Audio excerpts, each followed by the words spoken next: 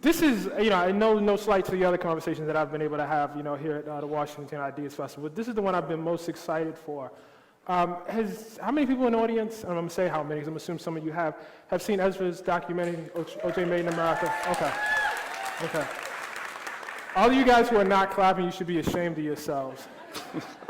This is, to my mind, there's one other film I'm thinking about, but I'll just go ahead and say it. This is the best film I've seen this year. It is an incredible piece of art, and I know we don't usually think of documentaries in that way, but I think of this as art, and I'm about to show you why in 1 second. And it's an unearthing of a story that all of us think we know, but I think Ezra really made clear that we don't actually know. We're going to start with this clip from episode 1, and it's just O.J. Simpson with the Buffalo Bills as a running back, and I think even the act of depicting O.J. Simpson as you do in this clip, I think has its own sort of, revolutionary impact, and we'll talk about that afterwards. What you'll see is just a compilation of highlights of O.J. Simpson running now. We ready, guys? Okay.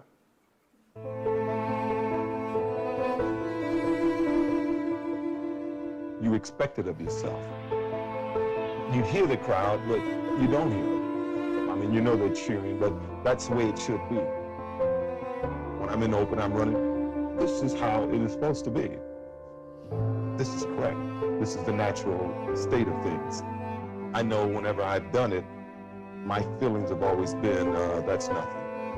This is nothing yet. Yeah, I'm gonna do it again. Arnold James Simpson had that shine. The sun hit him and there was this thing about him. Because he really was that great. He really was that great.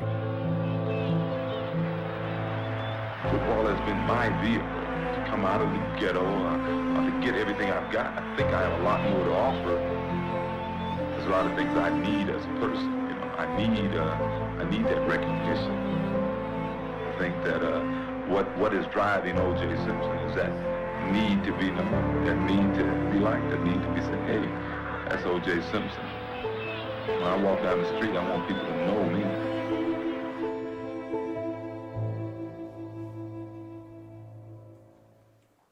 So, Ezra, I think you were able to do something in this film that I think like all artists really aspire to do, and that is to summon conflicting emotions at the same time. Yeah, I was watching and I felt this all the way through. You can't, I watched that clip and maybe just as a football fan, and I see like the genius, of a beautiful, beautiful athlete. And at the same time, in his own words afterwards, I kind of see the foreshadowing of the tragedy that's gonna, befall not just him, but obviously Nicole Brown Simpson and Ron Goldman. How are you able to do that? Start me off with the softball. I mean, look, I think we collectively decided to forget who O.J. once was. Mm-hmm. And I think in doing that, I think we sort of, you forget how that story came to be was we needed, once upon a time, we had a guy that we fell in love with as an athlete who was that beautiful, mm-hmm. who was that alluring of a presence. You need to understand and feel those emotions again to understand that cognitive dissonance right. in '94. And so for me, setting out, it was like, this guy is one of the greatest running backs of all time. Right. He was a guy that was on our TV screens for, over almost 2 decades in a capacity in which we loved him. Right. We were seduced by him. And so I knew that, I think, to get to the essence of the story emotionally, you needed to feel those emotions again. You needed right. to fall in love with him. You needed to be in awe right. of him. And, that the 5 seconds before that, there's a clip where Peter Hyams, the film director who directed yeah. Capricorn 1, compares him to Baryshnikov. Right. And you see that beauty and that right. grace, and you go, oh, right. he right. was that guy. Right. There's that moment where he falls, and he gets back up, just in a millisecond, just gets back up and keeps going. And I think, what's in that and what's implicit in what you just said is, our desire to forget, our desire to just, think of O.J. Simpson post-'94 kind of lets us off the hook. Absolutely. We ignore the fact that we were, in fact, seduced. And we, in fact, we created him. Right. So, O.J. would not have been able to be O.J. It's a two-way street. I mean, yes, he, as I've said before, he won the genetic lottery. He was that good looking, he was that talented, he was Right. that charismatic and charming. Right. But that, you know, you needed those fans. You needed, we propped him up. Right. And we allowed him to sort of evolve or devolve as a character. Right. And so I think that, yes, it's really simplistic and easy for us to sort of say he's a monster, Right. but and that makes us feel better. But the reason why this was such an event Right. in those 2 years is because we all are complicit and we all were involved in the creation of him. Again, you know, going with this idea that conflicting ideas going through the book, I'm sorry, through the piece, feels like a book, going through the piece, that ultimately, you know, in fact, you know, are revealed as not quite conflicting at all. You know, and I think we've talked about this. I think the piece advances two notions.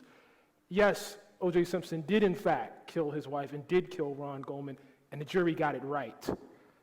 Did you feel that way when you started off? And once you decided that, you know, if that's how you feel it, that was correct, how did you tackle that as a filmmaker?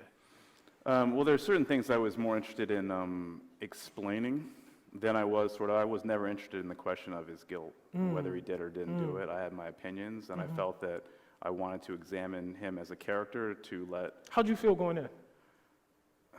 that he did it. Right. But again, it was such matter-of-factly not a driving principle for me. Right, I was much more interested in why people aligned themselves the way they did during the trial, Right.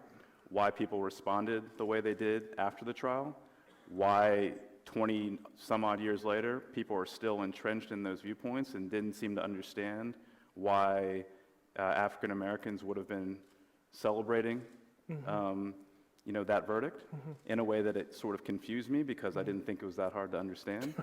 And that was sort of an operating principle more than sort of but I also thought that if I didn't address the question in my own way of his guilt, it would have been a cop-out. Right. And so I do think that I wanted you to understand that with that history and with that context, that African Americans, that what they'd been living through for not 5 years, Right.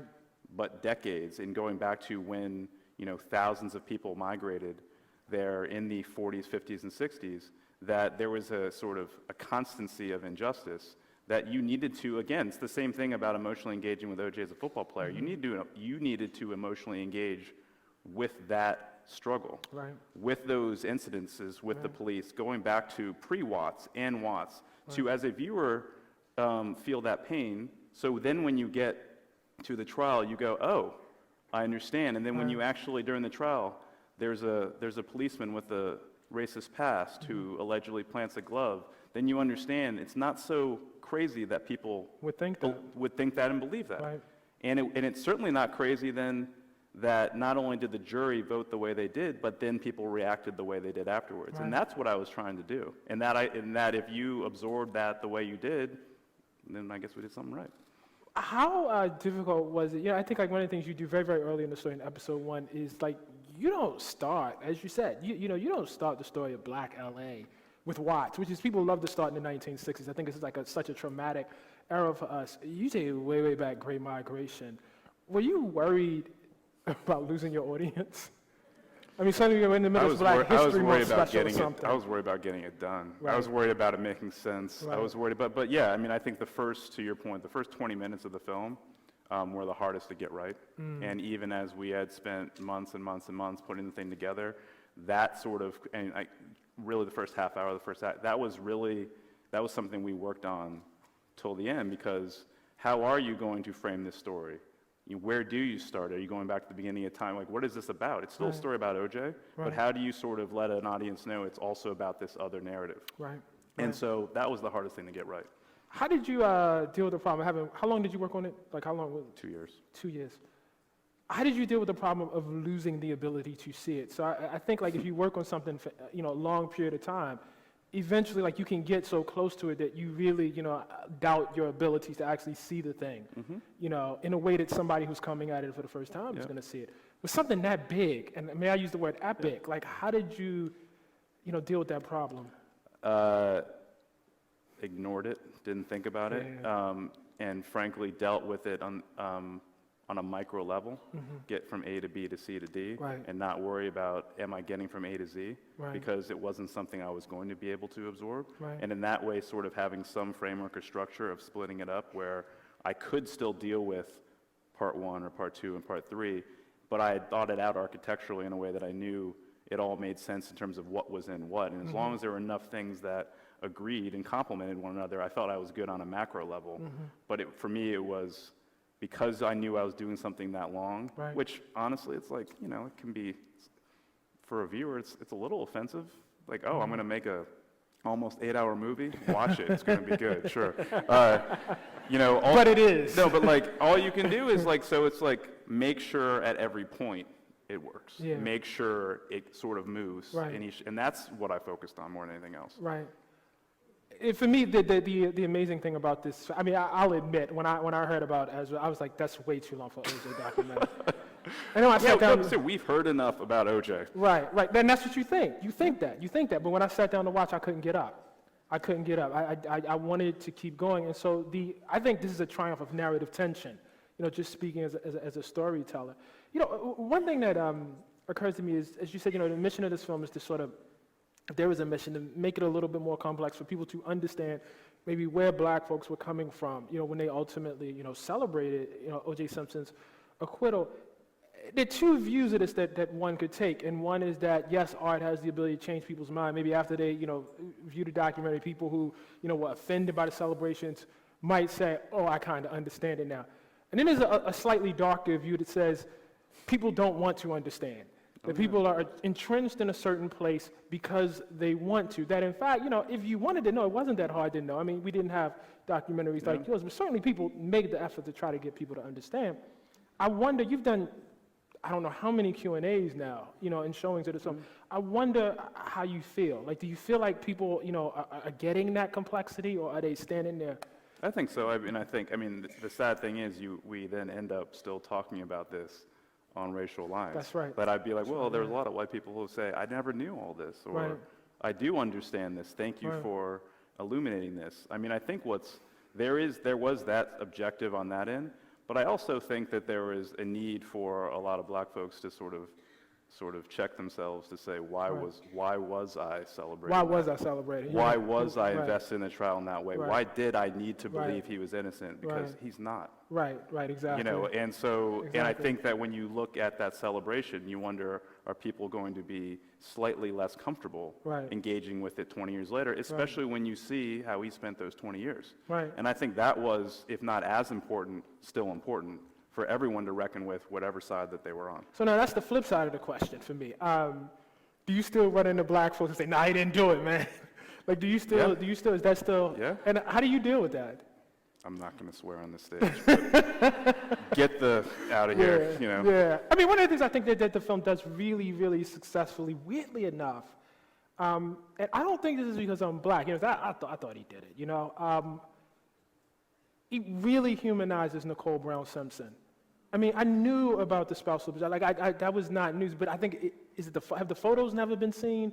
Was that new or? The photos probably have been seen by Right. someone, but they've never been shown in that way. I mean, Right. we got them from the DA's office. Right. And I think you needed to reckon with, Right. again, what happened that night. Right.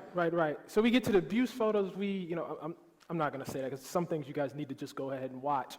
But it's a way in which a human being can become an abstraction. And you hear a name, you know what I mean? And you just say, oh, that's, you know, the woman O.J. Simpson killed.